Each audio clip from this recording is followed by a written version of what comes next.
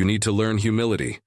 That's what Gregory said to me, standing in his office doorway with his arms crossed like he owned the entire building. My name's Donovan. I'm 35 years old, and I've worked at Velwin Robotics for 8 years. I run the logistics floor in Kansas City, Missouri, keep the shipments moving, the warehouse organized, and, most importantly, my people employed. Gregory had been hired just 3 weeks earlier as the new regional manager. He didn't know how things worked, and honestly, he didn't seem interested in learning. That Friday, the company was hosting its annual party, a casual event at a rented hall downtown. Nothing fancy. People usually wore slacks, button-ups, maybe a nice pair of shoes. It was a night to relax and celebrate. On Tuesday morning, Gregory called me into his office. He didn't even look up from his laptop when he spoke. "You'll be wearing a dress to the party," he said. I blinked. "Excuse me? A dress?" He looked up then, smirking. "You heard me. It's a power move. You've been here too long, Donovan. You think you run this place. Time to remind you who's in charge." I didn't argue. I didn't raise my voice. I just stared at him for a few seconds, then nodded and walked out. My hands were steady. My face was calm. But inside, something shifted.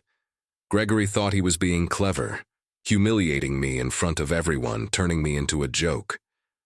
He figured I'd either obey and embarrass myself, or refuse and cause a scene.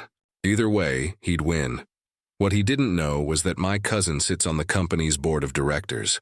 I spent the rest of the day working as usual, signing off on shipments, checking inventory reports, eating lunch at my desk, but my mind was somewhere else. I thought about the way Gregory talked to people, how he dismissed Janet from accounting when she asked about overtime pay, how he told one of the forklift drivers to lose some weight if you want respect. This wasn't just about me anymore. It was about everyone he'd disrespected. By the time I clocked out that evening, I'd already made my decision. I wasn't going to wear a dress. I wasn't going to argue. I was going to quit. And then I was going to make sure Gregory understood what humility really meant. I drove home in silence. No radio, just me and my thoughts. 8 years of hard work, loyalty, and late nights, nearly destroyed by a man who'd been there for 3 weeks. It didn't make me angry. It just made things clear. Sometimes you don't need to yell or fight. You just need to know exactly what has to be done, and then do it. I'd been with Velwin Robotics since I was 27. Started as a floor supervisor, worked my way up to logistics manager in 3 years. I knew every system, every supplier, every worker by name. And soon, Gregory was going to learn exactly who he was dealing with. When the previous regional manager retired, everyone assumed I'd be the one to take over. Honestly, I assumed it too. I'd earned it. 8 years of running the logistics floor, keeping everything moving smoothly. It felt like the natural next step. Then Gregory showed up. He came from some consulting firm in California. No warehouse experience, no logistics background, just a shiny business degree and a handshake with someone high up. From the moment he arrived, he acted like he owned the place. On his first day, he told me to move my office to a smaller room down the hall, said he needed my space for strategic planning. I didn't argue. I packed up my desk and moved. By the second week, he'd changed everyone's shift schedules without asking for input. People who'd worked mornings for years were suddenly moved to nights. Single parents scrambled to find childcare. Gregory didn't care. When I brought it up, he looked me dead in the eye and said, "Adapt or leave." So I adapted. I covered shifts, rearranged workflows, and tried to minimize the chaos. I kept my head down and did my job. Then came the comment about the dress. That night I thought about my family, specifically my cousin Julian. He'd been on Velwin's board of directors for 6 years. We weren't in touch often, but we grew up close. He trusted me. He knew I wouldn't complain without a reason. If I called him, he'd listen. But I didn't want to go running to family just yet. I wanted to handle this professionally and cleanly. The next morning, I clipped a small recording device to my shirt collar. Missouri is a one-party consent state, so it was perfectly legal. I walked into Gregory's office and asked him to clarify his request about the dress. He smiled like it was all a game and repeated every word. Then, as if that wasn't enough, he added that if I refused, he'd write me up for insubordination. He even laughed, called it creative management, and said humiliation builds character. Claimed he learned that in a seminar in Los Angeles. I thanked him and left. That 3-minute, 42-second recording had everything I needed. His tone, his arrogance, his cruelty. Thursday morning, I typed my resignation letter. 2 sentences, effective immediately, no explanation. I printed it, signed it, sealed it in an envelope, and sent an email to Human Resources. I attached the recording and outlined everything. The shift changes, the office reassignments, the disrespect toward employees, the hostile environment he'd built in less than a month. No emotion, no anger, just facts and dates. Then I called Julian. I told him what had happened and sent him the recording. He listened quietly. When I finished, he paused for a few seconds, then said, "Come to my office tomorrow morning at 8. "We need to talk," I agreed, hung up, then sat at my kitchen table waiting for Friday. That morning I arrived at work early, 7:30. Gregory was in his office sipping coffee and scrolling on his phone. I placed the envelope in front of him. "What's this?" he asked. "My resignation." He opened it, read it, then looked up with that same smug smile. "You're serious? Because of a dress? You're really that sensitive?" I met his eyes. "Your lucky days are over." Then I turned and walked out. Packed my desk in 10 minutes. Said my goodbyes. Janet hugged me and said she understood. One of the forklift drivers shook my hand and said he was planning to quit too. I told him to wait. Things might change soon. He didn't look convinced. By 7:50 a.m., I was out the door. Gregory was still sitting at his desk, smiling. He had no idea what was coming. I drove straight downtown to Julian's office, a glass high-rise near the plaza. He had a corner suite with a view of the whole city. I'd only been there twice before, once for a holiday party, once for a logistics meeting. When I arrived, he gestured to a chair and closed the door behind me. I listened to the recording, he said. 3 times. "He's done." Julian explained that the board would meet that afternoon for an emergency session. HR had already received multiple complaints about Gregory, even before mine. My recording just made everything undeniable. They'd suspend him immediately pending investigation. "How long will that take?" I asked. "A week, maybe less," Julian said. "What about the logistics floor?" "We'll need an interim regional manager, someone who knows the operation and has the team's trust." He looked at me. "You want to come back?" I smiled. "You want me to take his job?" "I do." I thought about it. The idea of walking back into Gregory's office, sitting in his chair, seeing the look on his face when he found out. "I'll do it," I said. "But I want something else too." Julian raised an eyebrow. "What's that?" "I want to design his humility workshop." Julian grinned. "Done." We shook hands. I left his office at 8:45 a.m., went home, and sat on my couch thinking about what just happened. Gregory thought he could humiliate me with a dress.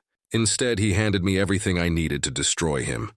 Some people are too arrogant to see the trap until it closes. Gregory was one of them. By Monday morning, the board had met, reviewed the evidence, and suspended him. Julian called me at 9 a.m. to confirm.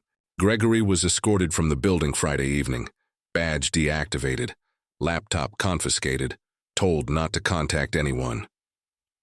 When I walked back into the warehouse Monday at 10 a.m., it felt like home again. Janet saw me first. She froze, then smiled wide. "You're back, interim regional manager," I said. She hugged me, tighter this time. Word spread fast. Within an hour, everyone knew. The atmosphere shifted instantly. People were laughing again. Someone even turned on the radio near the loading dock. The place felt alive. I spent the next few days undoing Gregory's damage, restoring the old shifts, reassigning people to their preferred roles, apologizing personally to everyone he'd mistreated. Most accepted it. Some said they'd believe it when they saw real change. I understood. "Give me a month," I told them. By Thursday, the warehouse was running smoother than it had in weeks. Shipments went out on time, errors dropped to 0, and people started showing up early, because they wanted to. That evening, Julian called.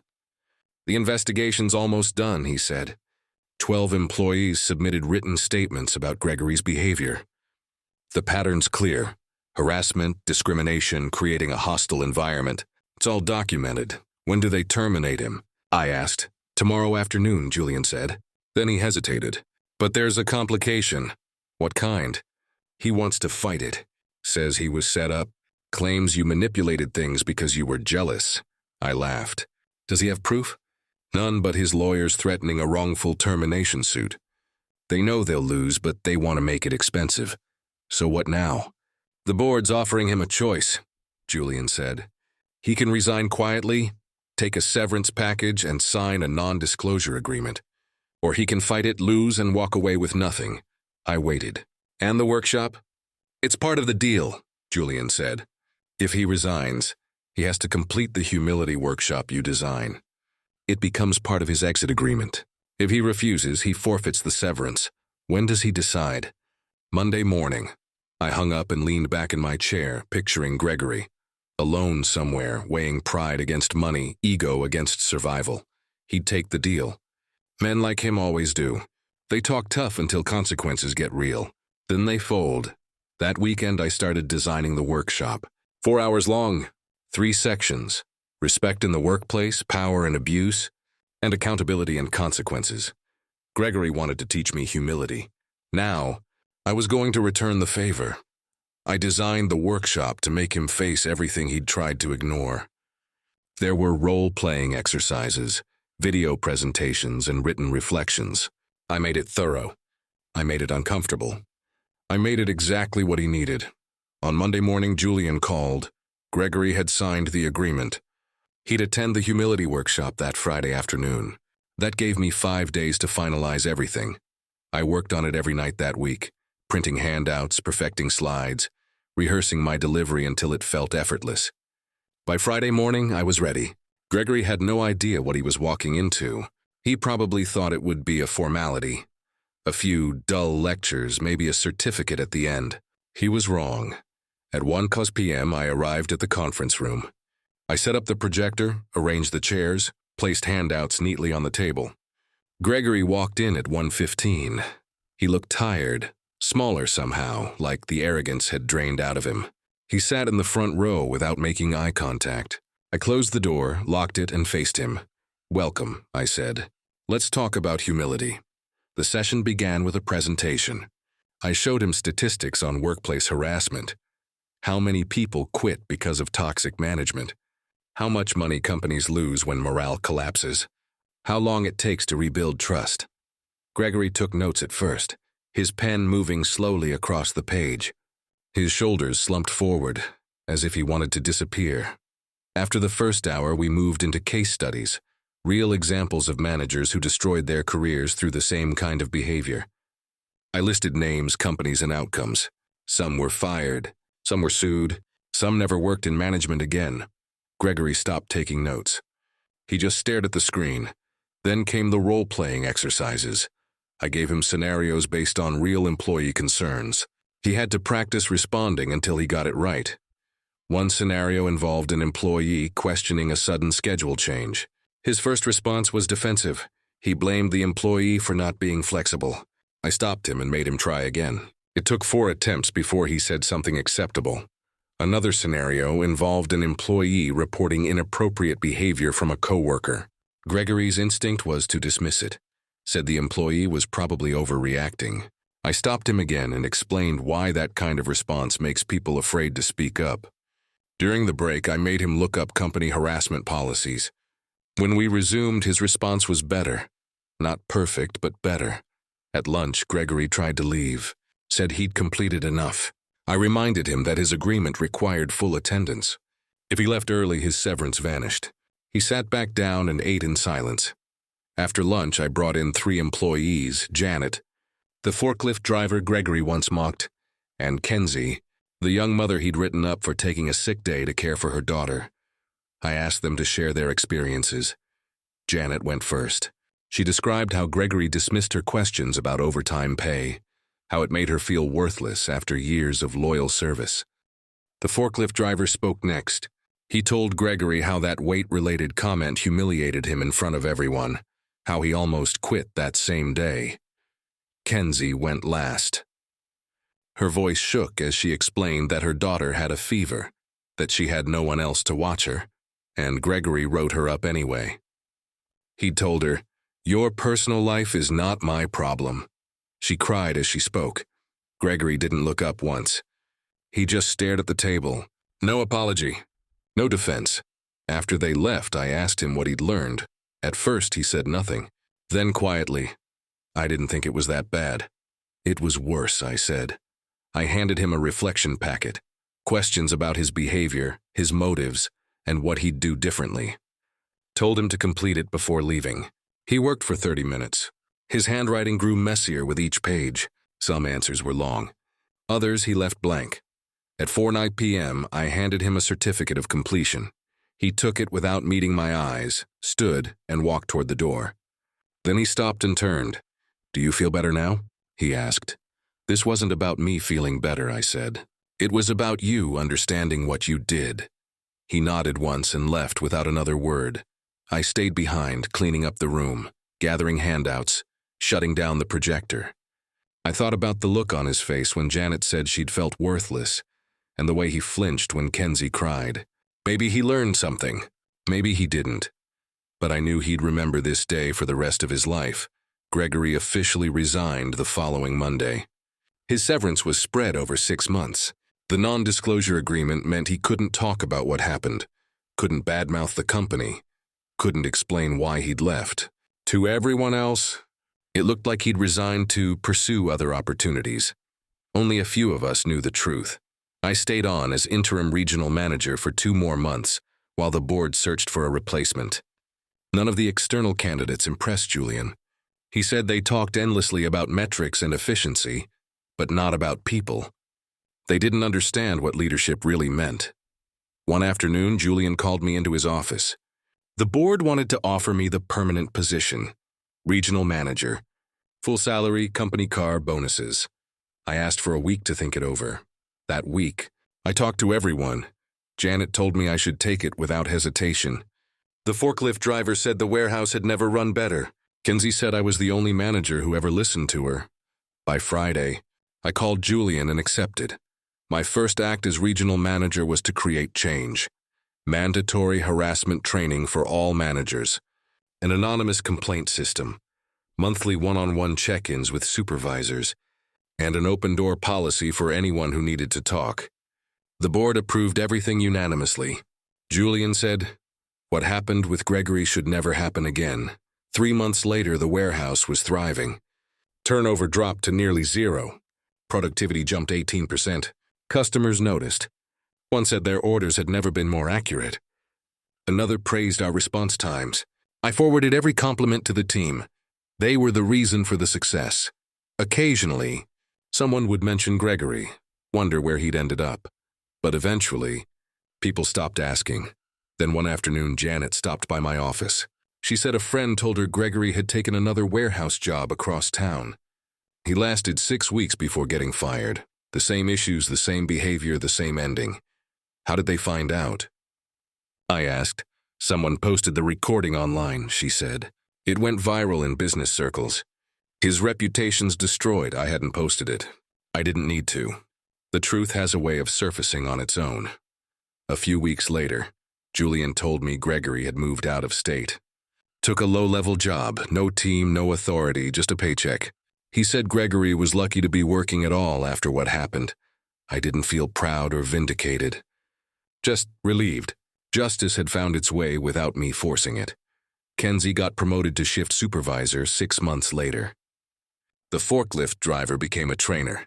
Janet moved into senior accounting. They'd earned it. I signed off on every promotion with pride. One night, as I stayed late finishing reports, I walked through the quiet warehouse. The lights hummed softly overhead. The space that once nearly broke me now felt like a monument to survival. I thought about Gregory, the smirk on his face when he told me to wear that dress, thinking he'd won. He had no idea what was coming. A year later, I got a call from a hiring manager in Overland Park, Kansas.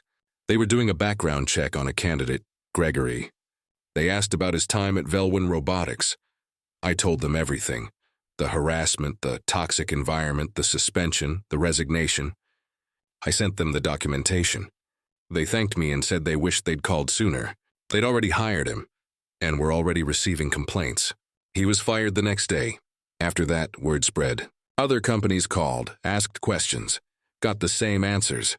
Gregory's name became poison in the industry. He tried moving to Wichita, Omaha, Oklahoma City. It didn't matter. Someone always called Velwyn. Someone always found out. Last I heard, he was working retail. Night shifts at a big box store in Tulsa, stocking shelves. Minimum wage, no power, no authority. Just a paycheck to survive. Janet showed me his social media once.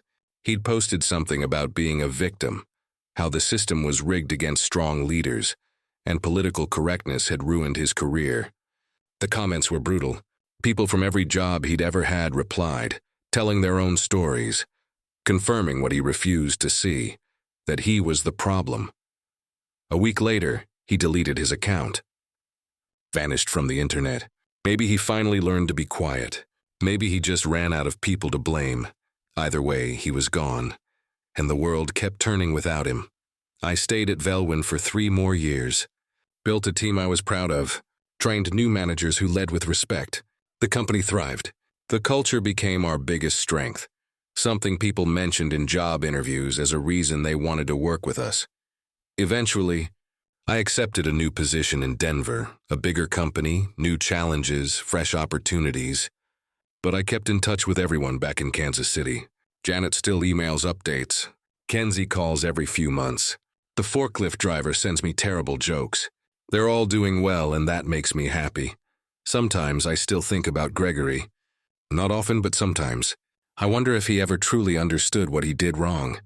Probably not. People like him rarely do. They spend their lives blaming others, never looking in the mirror. But he taught me something valuable.